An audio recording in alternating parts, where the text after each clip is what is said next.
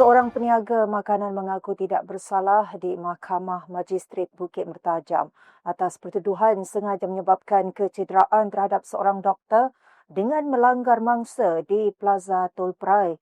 Koh Wee Yek, 32 tahun, membuat pengakuan itu selepas pertuduhan dibacakan terhadapnya dalam bahasa Cina oleh jurubahasa di hadapan Majistret Nurul Rashidah Muhammad Akid. Mengikut pertuduhan, lelaki itu didakwa dengan sengaja menyebabkan kecederaan ke atas L. Avinesh, 32 tahun, dengan melanggar mangsa menggunakan sebuah kereta di lorong ketiga identifikasi frekuensi radio RFID jam 11.30 malam pada 28 Disember lalu.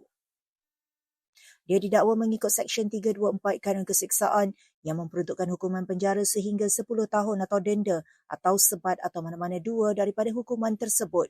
Wartawan Malaysia Gazette, Malinda Abdul Malik, melaporkan kes dikendalikan Timbalan Pendakwa Raya Siti Nur Amalina Harun, manakala tertuduh diwakili Peguam C. Harry Praset Rao.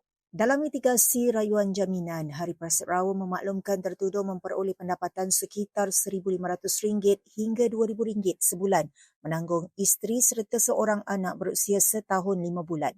Mahkamah kemudian membenarkan tertuduh diikat jamin RM5,000 dengan seorang penjamin serta menetapkan 4 Mac depan sebagai tarikh sebutan semula kes dan serahan laporan perubatan.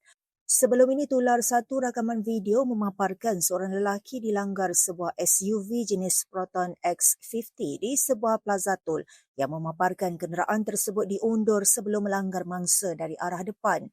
Kenderaan itu kemudiannya dilihat menukar laluan ke lorong tol di sebelah kanan.